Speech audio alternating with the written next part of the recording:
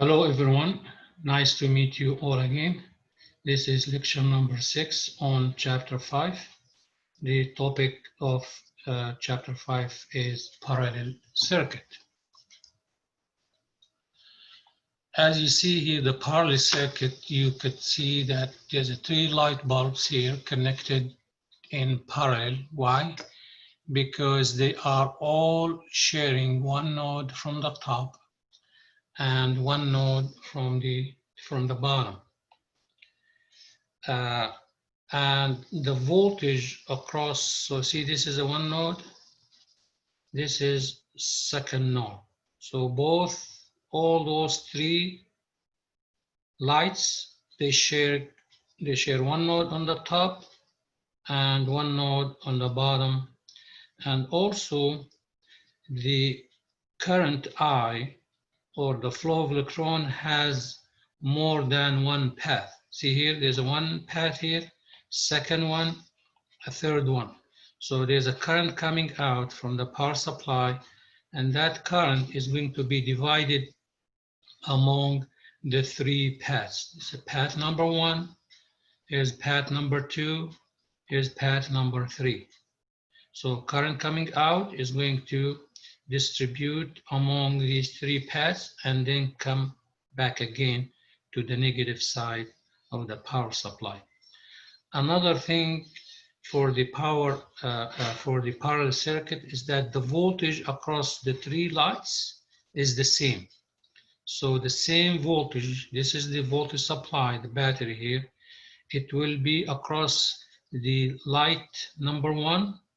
Same thing, same voltage will be across, is a plus, is a minus, plus and a minus, and so on. So we notice that the voltage will be the same across the 3 lights, which is coming from the power supply.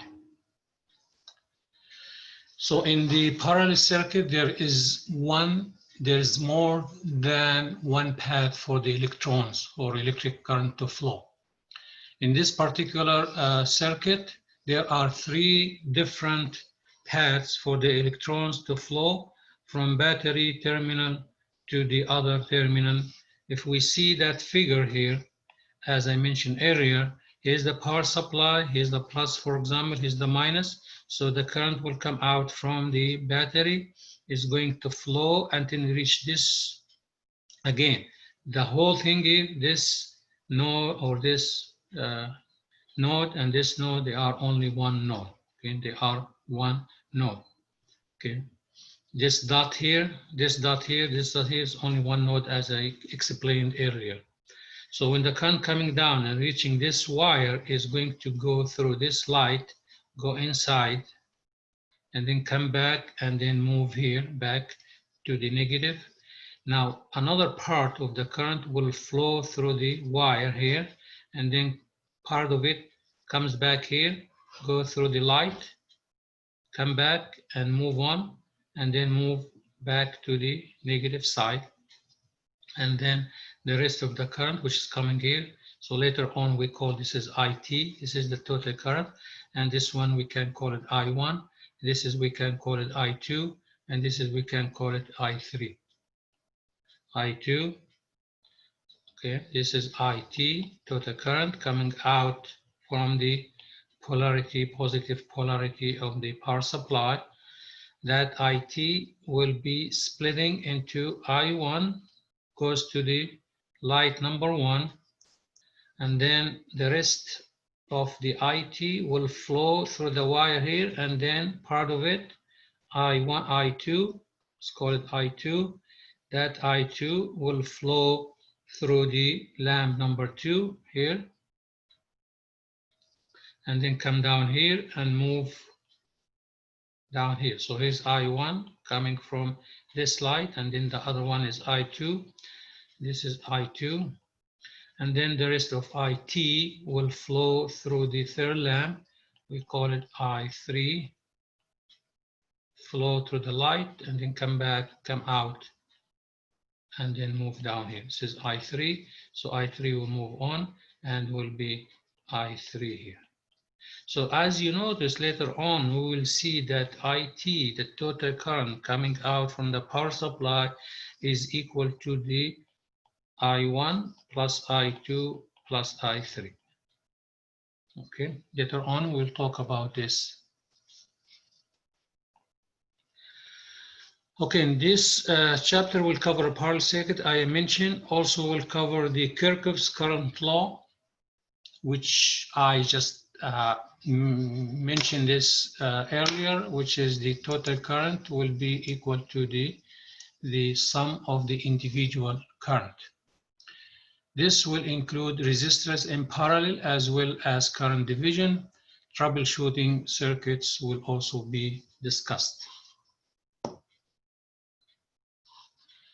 Okay, parallel circuit, again, resistors are said to be in parallel when they are connected to the same two terminal or nodes. Remember, this is a node.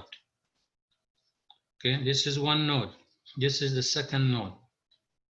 Again, this is a node, one node. This is one node. This is one node. This is one node. So these are equivalent. So just here, sometimes we need to spread out the schematic or the drawing or the figure of those parallel circuit a little bit wider in order to have enough space to indicate currents. For example, if we look to this one here, we can see it's sorry. If we look at this figure here, it's hard to label the current, for example, I1 and I2 and I3, so we don't have enough space. But if we come down here, we have enough space to label currents in the circuit. Okay, so this drawing is more convenient than this drawing here. Okay, so as we note here, according to the definition of the parallel circuit, that these two resistors, they share only 2 points, the top node and the bottom node. So it's different than the resistors in series. So let's say this is R1, this is R2. See the R1 and R2 only sharing one node. The other two nodes of R1 and R2 here, they are not shared. Now, if we rearrange these two resistors like this, now this is one node, this is one node, so this is an R1, this is R2. So we can connect the resistors either in series, as in this figure here, or we can connect the resistors in parallel, as in this here. So we can see here the difference between these two, between R1 and R2 in series, where the current is the same in both of them, while in the parallel circuit, we have the current is going to be split. Current will split, or the current path will be more than one path. Same thing here, current coming out is going to split, okay, to different paths. So the current in parallel circuit has more than one path, while the current in a series circuit only has one path in all resistors, R1, R2, and R3, and so on.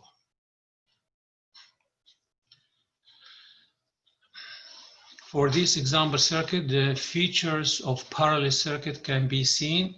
Every element is connected to two nodes like other elements. There are two or more paths for current to flow. The voltage across each parallel element is the same. So again, they are sharing 2 points or two nodes, same as in here, same as in here.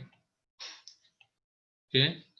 Also, there are more than one path, as I explained earlier. For the current will be having current coming out. Always the current coming out, they call it IT, total current. This current will split and then come back. Okay, and this is like if you try to make analogy between the hoses that we have in our garden. If we have a hose coming out from the faucet, and then we have a T shape, another T shape, and then an elbow, and these are pipes. So like in mechanical, we have, these are pipes. So in the flow, let's say that we have 3 gallon of water coming in to this pipe. Let's say 1 gallon will flow in this pipe, a second gallon will flow in this pipe, and the third one will flow in this pipe. And then this 3 gallon will meet here and will be 3 gallon. And let's say here we have a pump or a tank where the tank contains 3 gallon, and those 3 gallon will be moving through the pipes, and then each pipe or each T section will have 1 gallon flow through it. Okay, so this will be 3 gallon. So this is the same way as we explain it in electrical circuit. Current coming in, that current will split to I1, I2, I3, and I4. Now, again, if we look at this line here, this is unfortunately called a short circuit. Now, if this is happening, then all the current IT coming out from the power supply, from the battery, will flow all the way to this line and then come back here. It's going to skip all these resistors.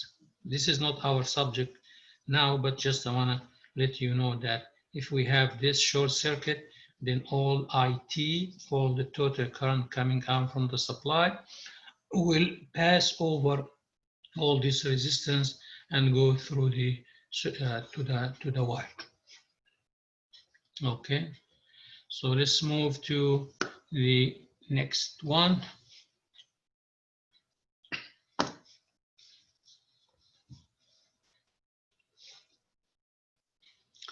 Okay, looking to this example 5.1, find the current through each resistor and the power absorbed by each resistor. So still, even we are talking about the parallel circuit, we are still using the Ohm's law. So what's the Ohm's law again? V equal to I times R. Now, since we said the one of the characteristic of the parallel circuit that the voltage across the resistors is the same. So when we come to R1, the voltage will be 20 volt. Same thing, the voltage across R2 will be 20. So this is one of the characteristics of the parallel circuit, that the voltage across all resistors, doesn't matter how many, they are the same. So if we have 20 volt supply, we have 10 resistors connected in parallel, the same voltage will be across each one. And this is why we are using the parallel connection in our homes. So all the plugs or the receptacles and the lights and the refrigerators, all they are connected in parallel. So if the voltage supply is 220 or 120, so the voltage will be the same. There is another advantage of the parallel circuit, that if for some reason that this R1 will be disconnected or will be burned, the voltage across the R2 and the current I2 will stay there. It will be increased, but it will stay. Okay, so so the current here will be 20 divided by 5, and the current I1 will be, but the I2, I say I2 now, it becomes IT, so the IT will be equal to I2.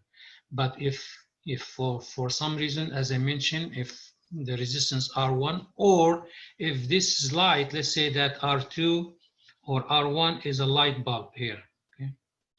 And there is a switch, okay? And there's another switch for the second light, okay? So, and this is our power supply, the voltage here, 20. So sometimes we turn on the switch of the light number 1, and we turn off the switch of light number 2. So when we turn off the switch of light number 2, the light number 1 is still on. And this is one of the advantages of the parallel circuit. Now in series circuit, if I have two lights are connected in series and I apply the voltage, let's say 20, in this case, the 20 volt will be distributed among the two. One of them will be having 10 volt and the second one will be 10 volt. So the light will not be strong, okay? The light will be weak or will be dim. While in the parallel circuit, the light will be bright because we have 20 volts across each one of them. Now, if for some reason that one of the light bulb getting burned, so the other one will go off because it will be there will be an open circuit. They call the current will be equal to 0, and there's no voltage will be applied to the light bulb. Now, going back how to solve this problem here. So again, we need to use, Ohm's law, V is equal I times R, I times the resistance. And since we have the resistance and we have the voltage, so if we need to find I1, so then we apply Ohm's law across R1. Now, another thing I want you to pay attention to that Ohm's law can be applied across any individual resistors. Okay, so for example, we need to find the voltage, the current through the resistance R1.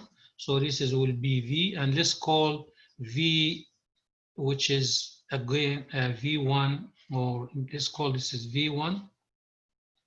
So V1 is equal to 20 volt, and we apply Ohm's law across the resistance R1, so it will be V1, I1, R1. To find I1, we divide both sides by R1, so I1 equals to V1 over R1. Now V1 is the same as V for the supply voltage because it's a parallel circuit, so V1 will be 20 over 4. Will be 5 volt. We can apply the same thing, so we just find the voltage across the R2, which is the same as 20, and let's call it V2. So V2 here is equal to 20 volt.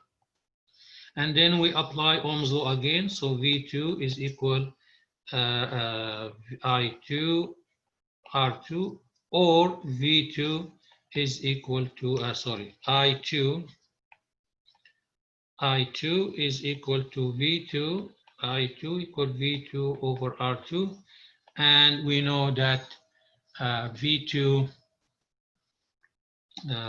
since we couldn't see this one, so let's move this one here. So I2 is equal V, which is, again, this is V and this is V1, this is V2, so it's the same thing. So it will be 20 over 5. So again, we apply Ohm's law.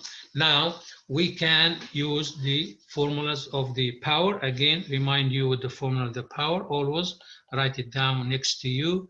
So P equal I1 or I times V. And the second one is B I square R. And the third formula will be V square over R. Now, again, here's the catch.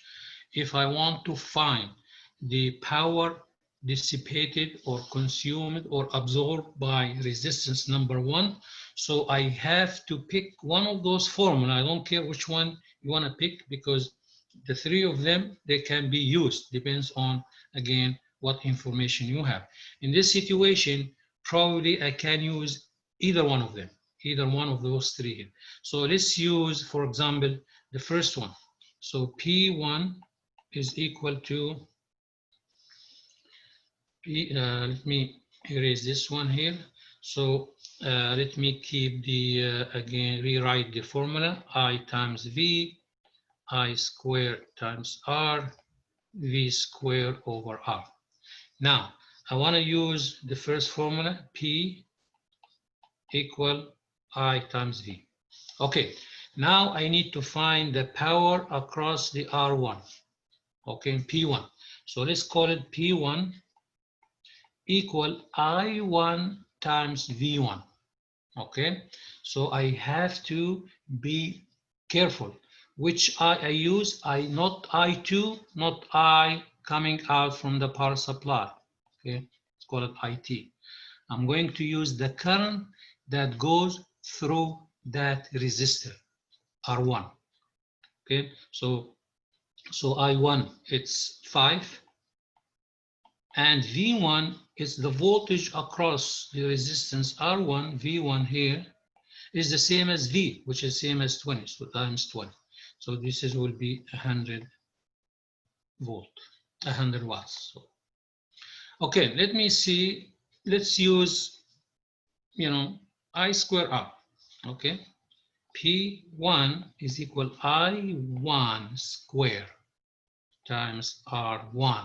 Again, this subscript, it's very, very important. Okay, for power dissipated in resistance number 2, it will be I2. It's not I1, it's not IT, it's I2 squared multiplied by R2. Or if you want to use the first one or the second one, V2 squared over R2. Now V2 squared is the same as V, which is 20. This is V2, okay, V2. So V2 is the same as V1. So again, you could use any of those formula here. It's okay. Practice problem 5.1. Calculate the power absorbed by R1. Again, in order to find the power, I could use either one of those formula. Maybe the easiest one or the fastest formula we could use is V over V squared over R. Why? Because I already have the V across each of those resistors. So V here, V1, this is V1, this is V2, and this is V3, okay? So V1 is the same, V1 according to the definition of the parallel circuit, the voltage across each resistor is the same as the voltage as the supply voltage. So V1 equals to V2 equal to V3 equal to 100. Now, since I have the voltage across each one and have the value of the resistance, then this formula, it is suitable to use right away. But again, you could find the voltage, you could find the current, as in here, as in the example. And after you find the current, you can find the power. But again, it depends on which one you pick. So for example, P1 will be V1 square over R1, and P2, it will be V2 square over R2, and P3 will be V3 square over R1. So P1 will be 100 square over a resistance of 10,000. Okay, so don't forget about the units here. And again, the same thing for P2 will be 100 square over 25,000, and P3 will be 100 square divided by 40,000. So this is the the solution for the practice problem. Okay, now there is another law that we can use for the parallel circuit. Remember, we used the Kirchhoff's voltage law in a series circuit. The second Kirchhoff's law is used for the parallel circuit. So KCL will be used for the parallel circuit, and KVL will be used for the series circuit. Okay, so you have to put this in your mind. Okay, Kirchhoff's current law is based on conservation of charge. It states that the algebraic sum of the current entering a node is 0. Or there is an alternative form of KCL. The sum of the currents entering a node is equal to the sum of the current leaving the node. This definition is much easier to understand. Okay, so let's focus on this definition here. So if you look to this node here, here's a node, and it says the sum of the current entering the node. So let's see which currents are entering the node. I1 is coming in, so this is entering the node. I4 also is coming into the node, and I3. Okay, so these I1, I3, and I4 entering the node.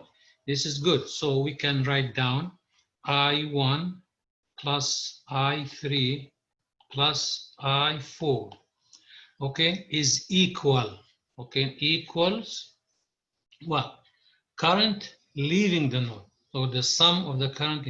Which currents here in this node is leaving? I2 is leaving because it's coming out, and I5 is leaving, going out, exiting. So it will be I2 plus I3. Sorry, I2 plus I5. I2 plus I5. Okay. Or again, you can express that, or current I2 plus I3 plus, how many currents equal to 0. But again, I don't like this definition. It's very confusing. So just I want you to focus on this definition. This definition here is very, very good one. It's easy to understand. Okay, KCL example. And this is what I already mentioned before. I1 plus I3, I1 coming in, I3 coming in, I4 coming in, these are 3 coming in, equals to the I2 and I5 exiting or coming out. Okay, so let's see here how to apply the KCL. Determine current I3 in the circuit of figure 5.7. Okay, if we look to the circuit here, we have IT, so according to the KCL, okay, apply KCL.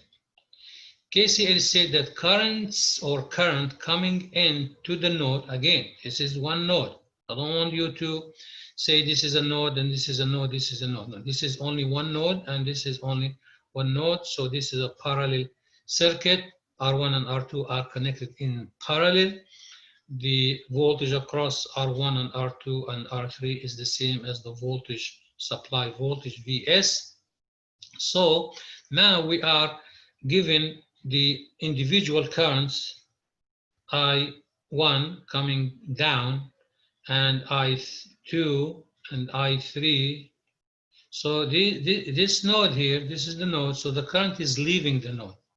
And I2, IT, if you look to the IT is entering the node.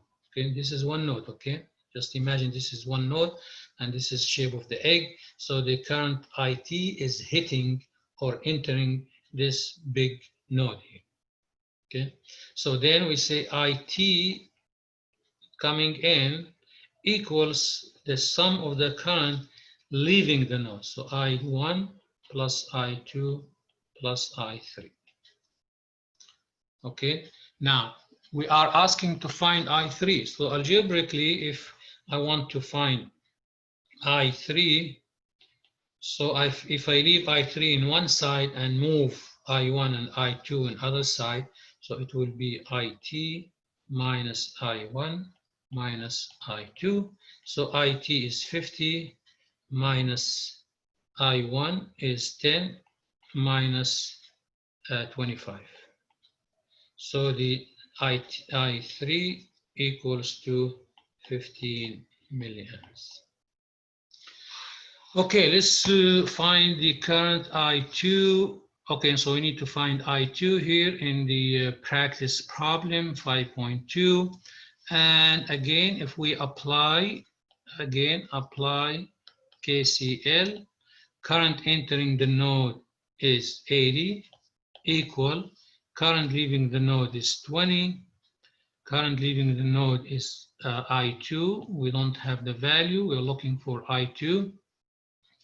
And current also leaving the node is 53. The other one is 15. So therefore, I2 will be 80 minus 20 minus 35 minus 15. Okay, so again, it's very straightforward to when we apply the KCL.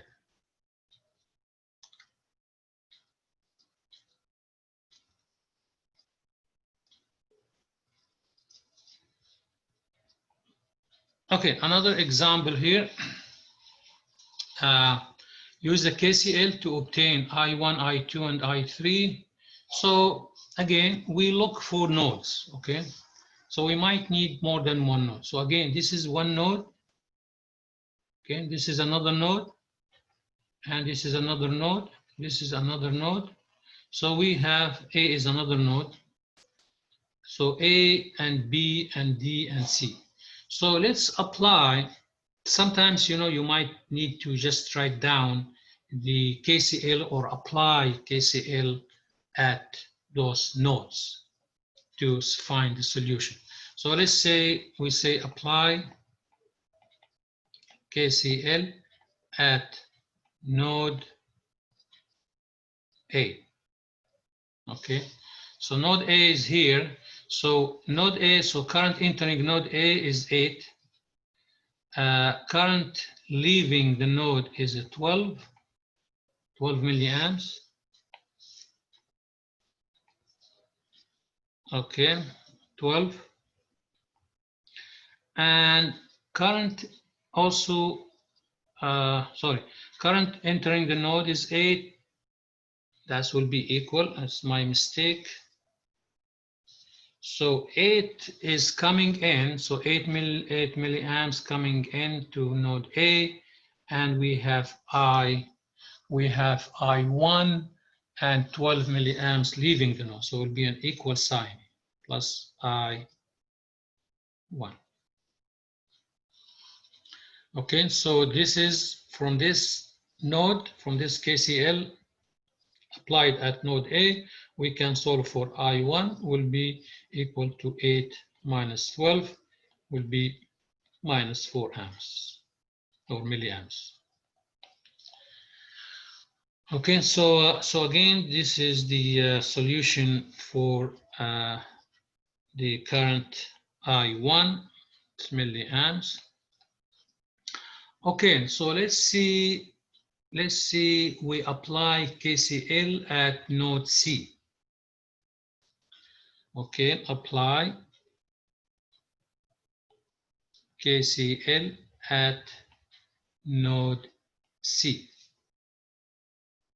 Okay, according to the definition of KCL, we said current entering the node, this is the C. So we see that the 12 is entering, I3 also is entering, and 9 milliamps is leaving.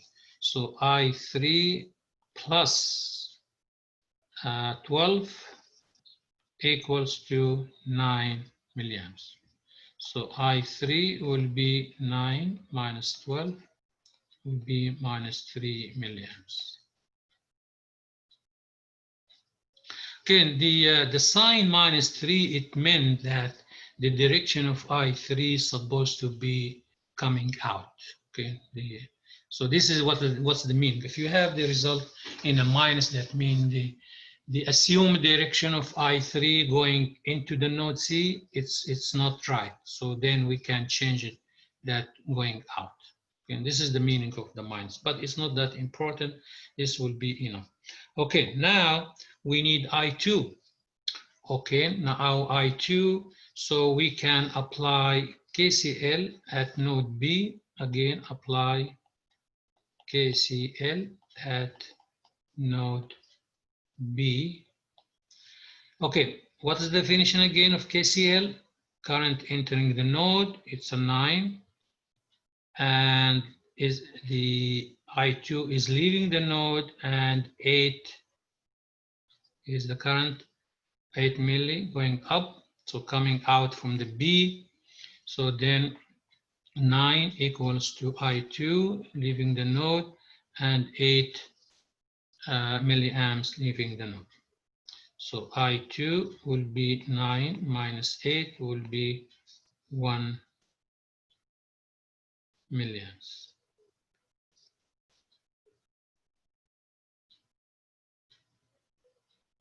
So so I2 it will be 1 milliamps.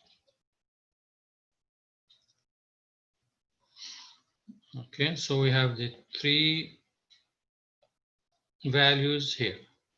Okay, so this is again, if we look to the practice problem number 5.3, we apply KCL here, apply KCL here, apply KCL here, KCL here, and see which one will give you the answer. Let me give you a hint. If we apply the KCL, let's call this is A, this is B, this is C, and this is D. So let's say apply KCL at node A. Okay, so we have current entering the node is I1.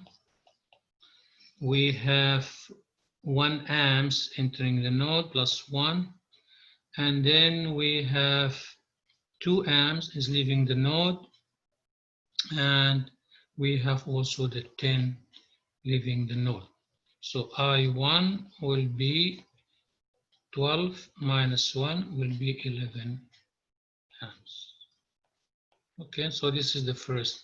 Okay, and then you can finish the rest of the problem by yourself. It's just straightforward how to apply KCL. Current sources in parallel. So sometimes we have current sources instead of the voltage source. So how could we add those currents and find the total current coming out from the total source? Now, if you notice the difference of the symbol of the current source and the voltage source. The current source usually it's a circle with an arrow either up or down. So down means the current is flowing this direction, up means the flowing in this direction. Okay, and while in the voltage source we have a plus and a minus, or plus and a minus in the bottom here. Okay. So okay, current going this way, current going this way, if we flip the voltage polarity. Okay, combining current sources. How do we combine the current sources? If you look down here, we are going to do the same way. If we apply KCL at this node, we will determine what would be the current coming out, IT. So according to the KCL, so apply KCL at node A. Again, this is only one node. Okay, one node. Okay, so these are only one node. They are not three nodes. Okay, be careful about it. So if we apply KCL at node A, which is this big one, so what we have IT is coming out, or let's start with the current entering the node. So current entering the node is I1, current entering the node is I3, equals current leaving the node. The current leaving the node is I2 and IT.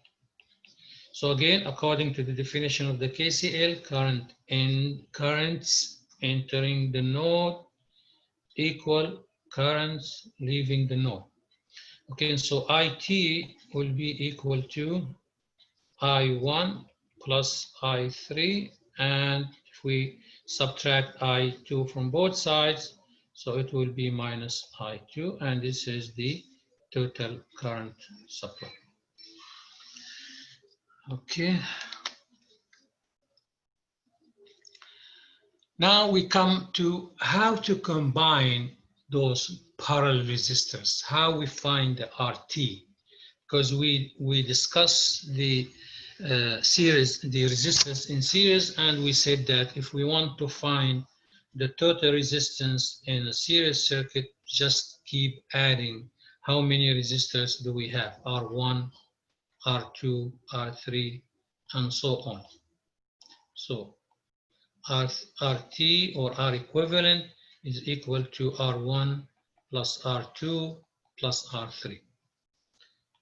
Now, in parallel, it will be different.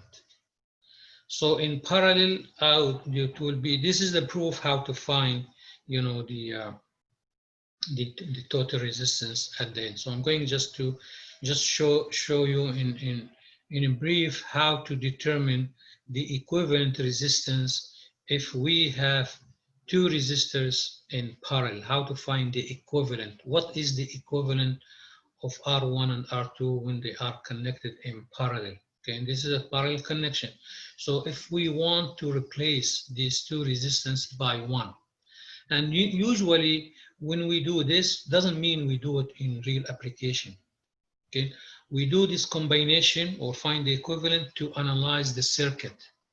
And the meaning of analyzing the circuit, as I mentioned earlier, is that I want to find the total current, the total power, the power dissipated in each individual resistance, the voltage across each individual resistance, the current across, through each individual resistance, and so on. So this is the meaning of the, now when we have more than one resistors connected in parallel, I have to use the technique to combine those 3 or 4 or 5 or 2 resistors and make them one, to make the analysis, to make the solution easy, to find the total current. For example, if I want to find IT here, or I, the total current coming up. So I, it will be affected by R1 and R2. So in order to do that, I need to combine R1 and R2 in order to determine I. So if we look that in this equation here, we apply Ohm's law, we know that the voltage across these three components, okay, is the same, which is equal to V. So the voltage across R1, the voltage across R2 is the same as, so if we look down here, if we apply Ohm's law here, we said the V across, since we just keep name it V, rather than name it V1, V2, you can do that.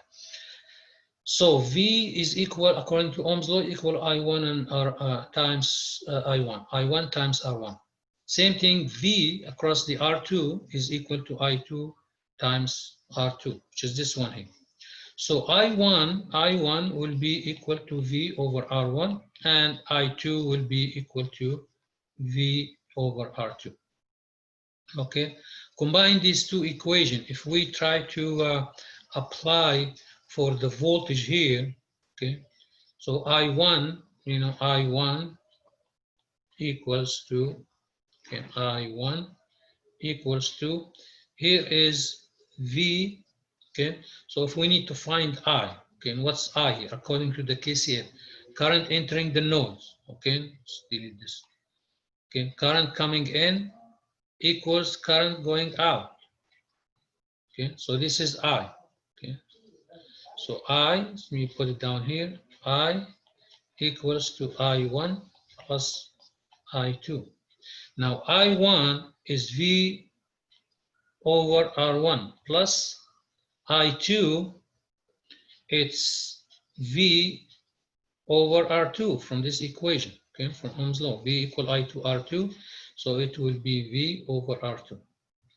And I, also I is equal to, you know, so if we take V out, it will be 1 over R1 plus 1 over R2. This is equal to I.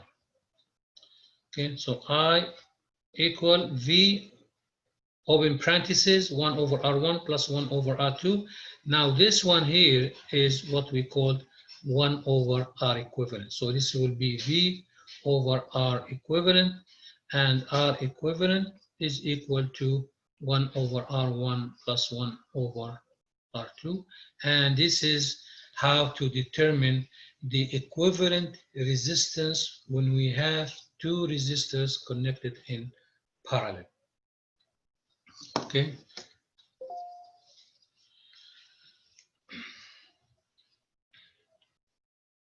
Okay, so again, this is what we got. 1 over R equivalent equal 1 over R1 plus over R2, or we could make this as we take R1, R2 as a common factor. So let's add this to this. So R1 and R2 common factor. This is will be R2 plus R1, okay, using algebra. So when we add 1 over R2, we try to have a common factor, and then this will become R2, and this become R1. So this is 1 over, this is 1 over R equivalent. If we flip this, if we move this to the top and this to the top, it will become R equivalent is equal to R1, R2 over R1 plus R2, which is this equation here. Okay, so the formula for finding the equivalent resistance, R equivalent or RT, as I mentioned earlier, you could call it either RT or R equivalent. This is the combination of the two when they are in parallel. Now, this formula is a special case, and it is called the product over the sum formula, which means, you see here R1 times R2, so it's a product. You look to the denominator, it's addition or sum. So that's why they call it the product over the sum formula. Now, this is formula only valid when there are two resistors connected in parallel. Okay, we have to pay attention to this. This formula cannot be used if you have more than two resistors in parallel. For example, if I have R1, R2, R3 in parallel, R1, R2, R3. Okay, if these are three resistors in parallel, you cannot use this formula. You cannot say R equivalent is equal to R1, R2, R3 over R1 plus R2 plus R3. This is a wrong formula. You cannot use this if you have more than two resistors. This formula only valid if you have only two resistors connected in parallel.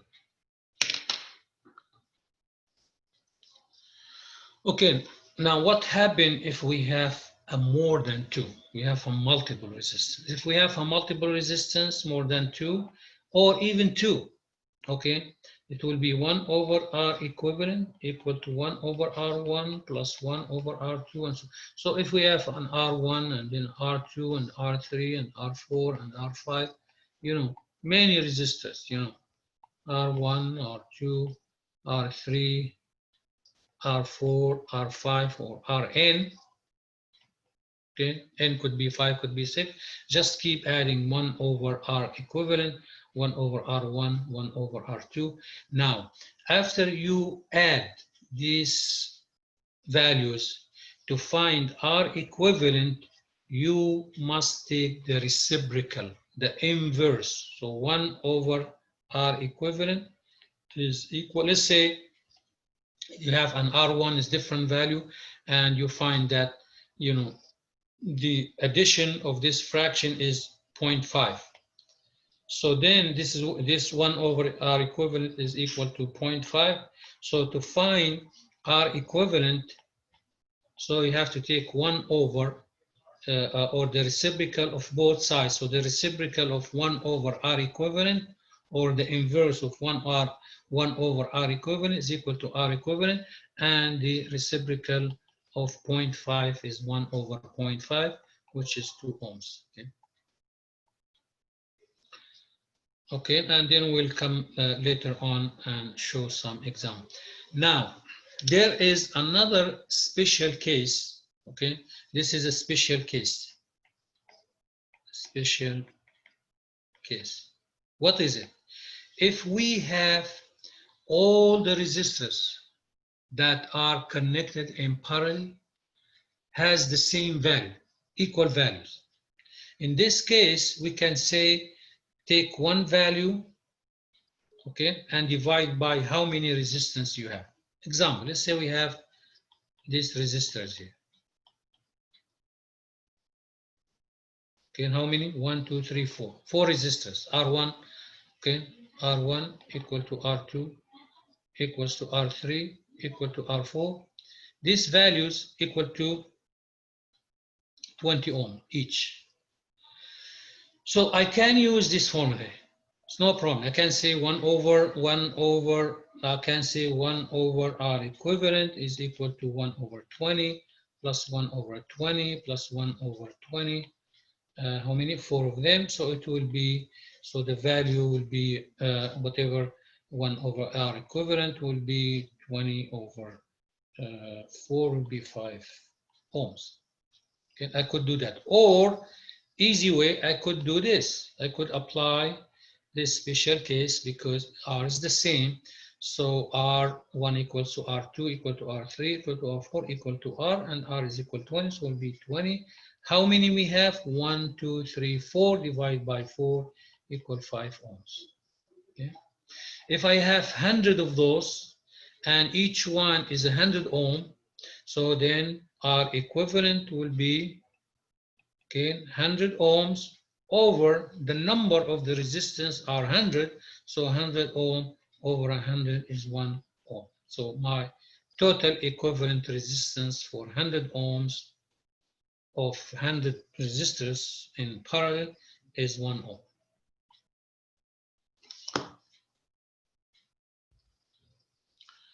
Okay, again, there is a definition of the inductance, and we mention here sometimes using this one is easy for the analysis, for analyzing the circuit. So G, or the conductance, is the inverse of the resistance. So so 1 over R equivalent is equal to G equivalent, and G1.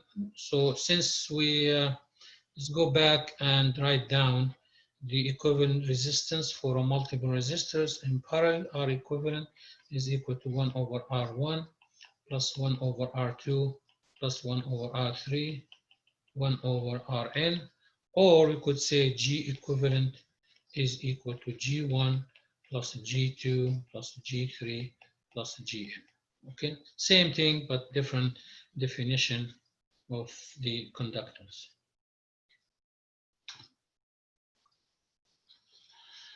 Okay, equivalency is it is possible to replace any array of circuit elements with a simpler set if the current versus voltage behavior is the same. So since we mentioned that the voltage across R1 is the same as the voltage across the R2 is the same as the supply voltage V. So therefore, I can replace these two resistors by one equivalent resistance or one equivalent conductance. So again, when we then, after we do that, we can apply Ohm's law. So we can say I is equal to V over R equivalent. So this is one way of how to find the total current coming out from the voltage supply by using the equivalent resistor technique. So reduce it, those resistors, 2 or 4 or 5 or 6 or whatever the number is, into only one equivalent resistance, and then we can apply Ohm's law, because now we simplify the complicated circuit which contains more than one resistor into only a single circuit that has one resistance and one supply voltage.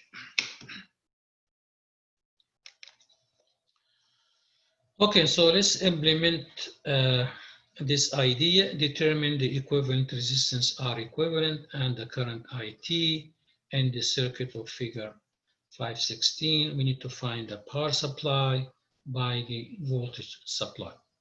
Remember that the power supply, okay, the power that will be supplied to the resistors is equivalent to the sum of the individual power consumed.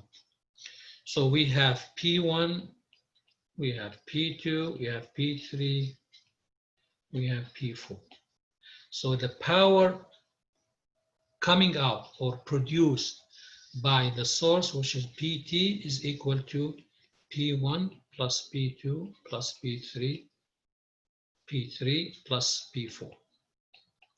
So there's two ways to find the total power, find the power supply by the voltage source. So either we find IT and then multiply by 12, or I can find the individual power consumed by each resistance. Okay, so first we need to find the equivalent resistors again. Since we have more than two, so we cannot use the special formula, the product over the sum. So I have to use 1 over R equivalent is equal to 1 over 10 plus 1 over 20 plus 1 over 5 plus 1 over 25.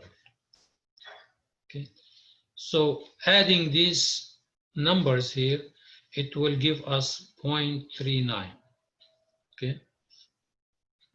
Now the units here, 1 over the ohm, they call the Siemens, which is SC. Okay. This is the units for the 1 over ohms, or you could say the units is 1 over ohms. Sometimes they write it in this way, upside the symbol of the ohm resistor units. Okay, so to find R equivalent, we have to take 1 over 0.39. So we have to take the inverse of the right-hand side, the inverse of 0.39, or the reciprocal of the right-hand side and the reciprocal of the left-hand side. The reciprocal of the left-hand side is R equivalent, and the reciprocal of the right-hand side is 1 over 0.39. So this is the R equivalent. Okay, so here is the answer here. So it will be 2.564. And this is to show you in the calculator what you do if you want to use your calculator to find the reciprocal of the 0.39. Okay, now we need to find IT. Again, what is the definition of IT? If we apply Ohm's law, KCL, it will be I1. Let's label the, let's do it here. Let's label this is I1, and this is I2, and this is I3, and this is I4. So according to the KCL at, let's call this is node A, at node A, what we have? Current entering the node, IT. There's only one current entering the node A, and the other current, they are leaving. They are leaving the node. See this node here? Current leaving the node, here, leaving, going out. Will be I1 plus I2 plus I3 plus I4. Okay, let's go to the resistance 10. Apply Ohm's law to find I1. So I1 will be V, which is 12 over 10. And I2 will be the voltage. Again, the voltage is the same. Voltage across 10, across 20, across 5, across 25 is equal to 12 because these are connected in parallel. Okay, 12 over 10, then I2 will be 12 over 20, and then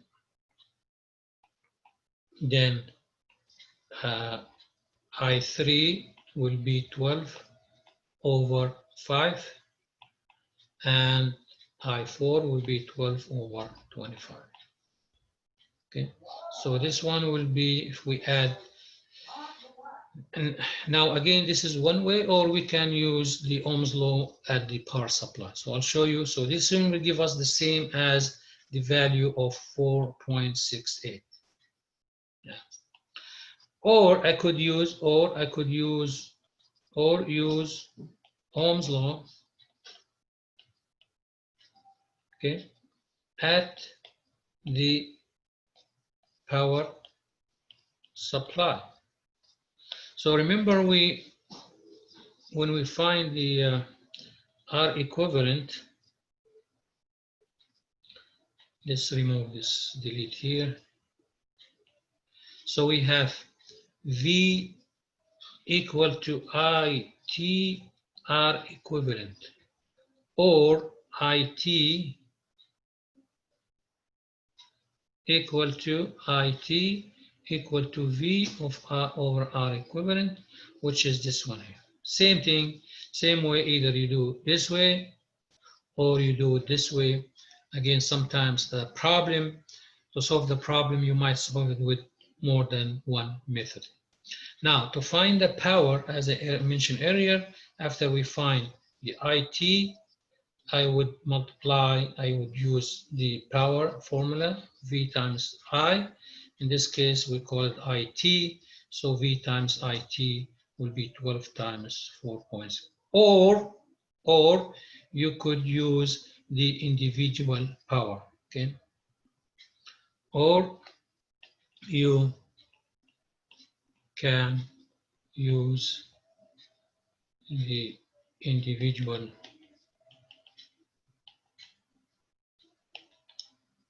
power across each resistor.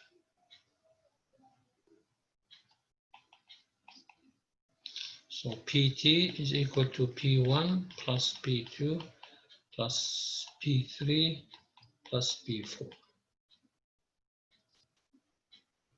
Okay, power, and then since we have the voltage, so we can say V square over 10 plus, which is 12. Let's put 12 here, plus 12 square over 20, plus, again, we're using the formula of P square over R, and then 12 square over 5 plus 12 square over 25. So they give you the same answer as the previous one, which is this one.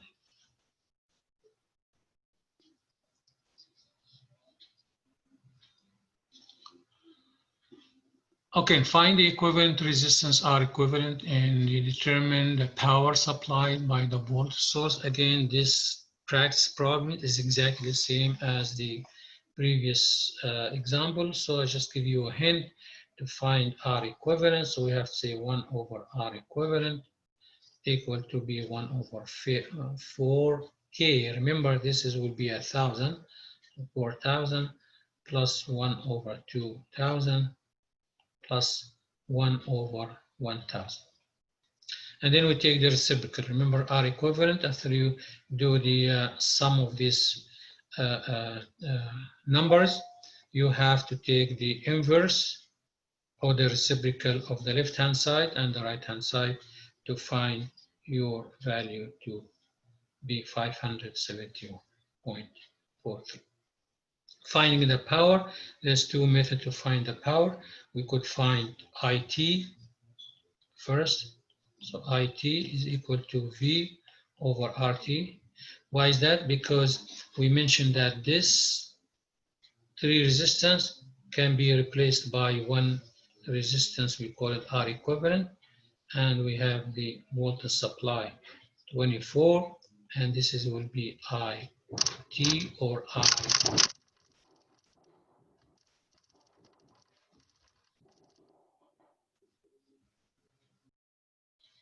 So IT is equal V over RT. So again, we could replace the 3 resistors, as I mentioned, into 1, and we have the 24 volt, and then we have the I or IT, whatever the symbol you want to use, and then we can find the IT equals to 24 over I equivalent, which is 571.43 amps, And also we can use the power formula.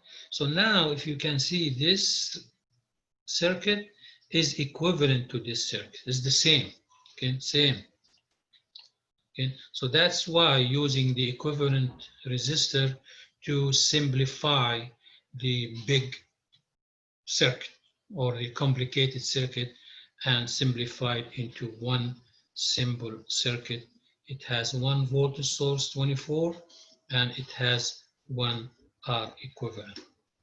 And then after that, we use Ohm's law as he mentioned here, IT is equal to V, or we could mention using the PT, or the total power delivered by the source, which is also equivalent to the sum of the individual power consumed by each resistor.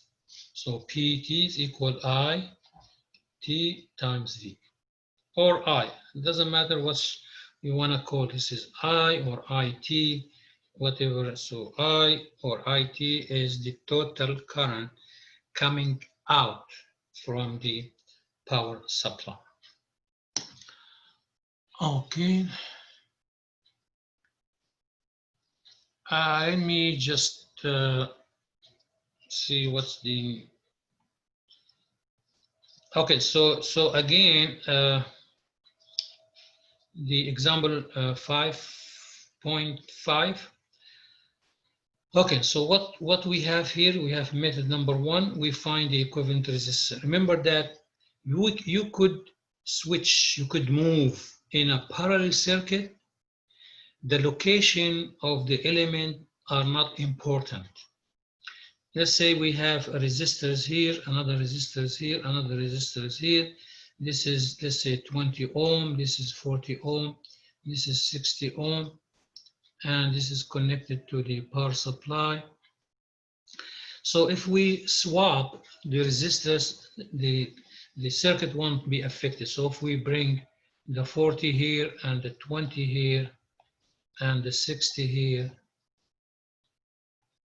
nothing will change. It will be the same circuit and the power supply here. Okay, so these two are, so again we could move this resistor in here next to it here and move the power supply into here and then adding, and then we can have only one circuit here.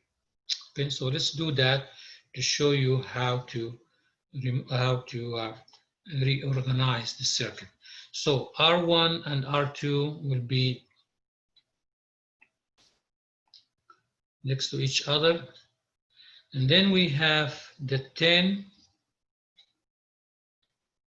amps here. And then we have the 4 going down. Okay. So remember that according to the KCL, current, this is a node and this is a node. So we have two nodes. Okay. Sorry, we have one node. Okay. So in this here, current coming out here, we assume current going out, this current coming in, this coming out. So this is a 4. So actually the current here will be 10 minus 6. So we can replace these two sources, current sources, into one pointing to the top, because 10 is larger than 4 and the result will be 6 amps. And then we have those two resistors here, which is 5 and 20. Now, again, you could swap the current source, you put it on the left, and the resistors you put on the right, as in here. It doesn't matter, you know, the where you put the current source on the right side or the resistors in the left-hand side. But usually, you know, people, as a tradition, they find out that it's easy to put the power source on the left-hand side and the resistance in the right-hand side, as in this shape, as in this figure. Okay, now we need to find what is the equivalent resistance for the 5 and the 20. Remember, we mentioned that if we have two resistors, we could use the R equivalent is equal to R1, R2 over R1 plus R2. Okay, this is what we call the product over the sum formula. Again, if you forgot this, you could go to the general formula, 1 over R equivalence equal 1 over R1 plus 1 over R2. Same. Okay. This is the same as this. Okay. When you find the R equivalence. So after you know, this will lead to this. If you do the little math, this will lead to this one. Now again, whatever you prefer to use, it's fine with me here. So in this book here, they use RT or R equivalent. Remember, see, sometimes the book, they said RT, sometimes they call R equivalents, the same. So again, the product, which is 5 times 20 over the sum, 5 plus, so the result is 4. Okay, and then IT is equal 5 minus 10 minus 4 is equal to 6. So now we have only one resistor, so we need to determine the power. Now this is one circuit, which is the beauty of that, is only have one power supply and one resistor. So if we want to find PT, it will be, now in this case, since we have a current, so we can use I squared times R equivalent. Okay. Now we cannot use the, I mean, you could use the V square over R after you apply Ohm's law here by finding VAB. So the voltage VAB will be I times the resistance RT, which is 6 times 4, will be 24, and then you square the 24 divided by the RT, or directly you can use I squared times R equivalent. So I squared is 6 times 6 is 36 divided by RT, which is 4. So this is would be our power. Now determine, can find the equivalent resistance in the circuit, determine the power supplied by the voltage source, and this is the power supply by the voltage source. Now there's another method, maybe later on we explain the second method here. We're going to skip this method for now because we could use something called the current division, which will be explained later on.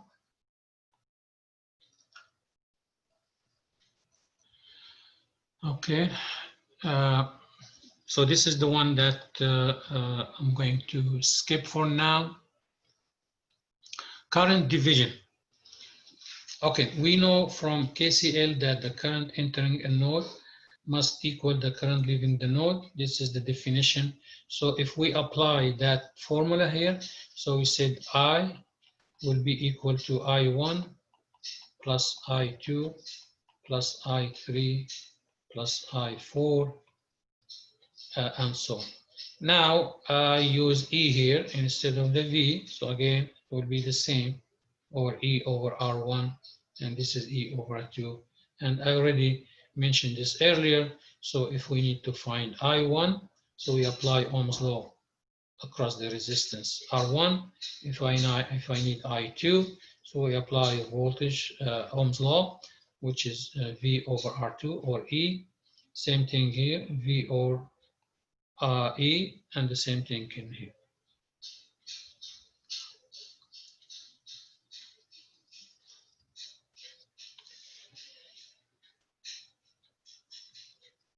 Okay, so refer to circuit in figure 525, find R2 such that the equivalent resistance is 4, find the current. Now, again, in this example here, we are given the current. Let me see here. I will stop here in this section 5.6 current division, current dividers, and next time we will continue on this chapter. Thank you for your listening, and we'll see you next time.